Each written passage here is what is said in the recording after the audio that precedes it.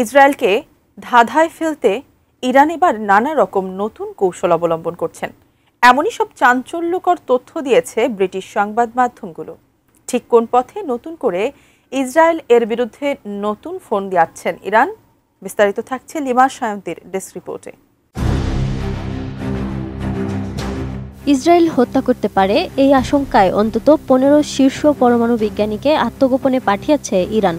তাদের কয়েকজনের দেহরক্ষীও বদলে ফেলা হয়েছে।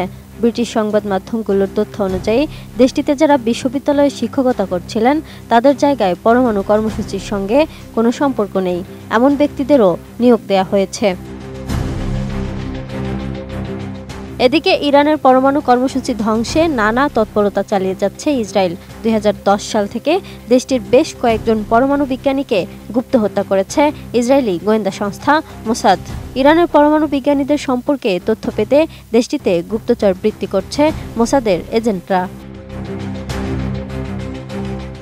গত জুনে ইরানে হামলা চালিয়ে 12 দিনে অন্তত 30 পরমাণু বিজ্ঞানীকে হত্যা করেছে ইসরায়েল। এর পরপরই পরমাণু বিজ্ঞানীদের নিরাপত্তা জোরদার করে তেহরান। সে সময় থেকে ইসরায়েলি গুপ্তচরদের ধরতে দেশজুড়ে অভিযান চালিয়ে যাচ্ছে ইরান সরকার। মোসাদের এজেন্ট সন্দেহে ইতোমধ্যে কয়েকশো মানুষকে গ্রেপ্তার করা হয়েছে দেশটিতে।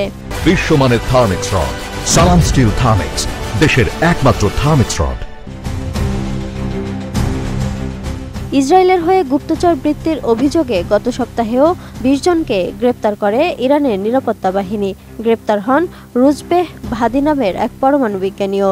ইরানের পরমাণু বিজ্ঞানীদের সংবেদনশীল তথ্য ইসরায়েলকে দিয়েছিলেন তিনি। আদালতে দোষী সাব্যস্তের পরপরই সম্প্রতি তাকে ফাঁসি দেওয়া হয়।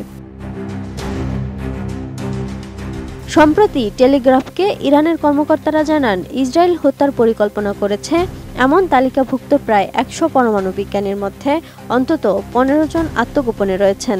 তেহরান ও উত্তর উপকূলের শহরগুলোতে পরিবারের সঙ্গে নিরাপদ বাড়িতে সার্বক্ষণিক সুরক্ষার মধ্যে থাকছেন তারা। তাছাড়াও যাদের দেহরক্ষীদের ওপর আস্থা ছিল না তাদের নতুন দেহরক্ষীও দেয়া হয়েছে। তবে বিষয়টি নিয়ে ইসরায়েল বলছে, ইরানের পরমাণু কর্মসূচিতে অংশ নিলে সেই বিজ্ঞানীরা স্বয়ংক্রিয়ভাবেই ইসরায়েলের লক্ষ্যবস্তুতে পরিণত হবে। সেই সঙ্গে নিহত ও আত্মগোপনে থাকা ইরানি পরমাণু বিজ্ঞানীদের স্থলাভিষিক্তরা বর্ধিত নিরাপত্তা সত্ত্বেও অতর্কিত হামলার ঝুঁকিতে আছেন। 13 জুন ইরানে ইসরায়েলি হামলার মধ্য দিয়ে দুই দেশের মধ্যে পাল্টাপাল্টি হামলা শুরু হয়েছিল। 12 দিনের পর সে যুদ্ধ থামলেও কেউ কেউ বলছেন এই যুদ্ধে ইরান জিতেছে আর ইসরায়েল আমেরিকা জোট হেরেছে। প্রকৃতপক্ষে এই যুদ্ধে কার হার কম হয়েছে আর কার বেশি হয়েছে তা আলোচনা সাপেক্ষ।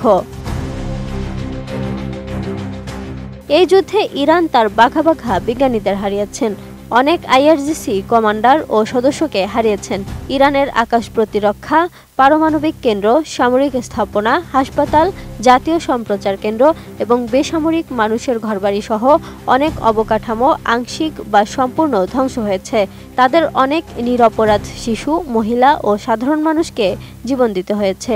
ইরানের স্বাস্থ্য মন্ত্রণালয় জানিয়েছে যে ইসরায়েলি হামলায় ইরানের 627 জন নিহত হয়েছেন আর আহত হয়েছেন 4870 জন, যাদের অধিকাংশই বেসামরিক নাগরিক। Lima Sayanti, desk report, ATN news.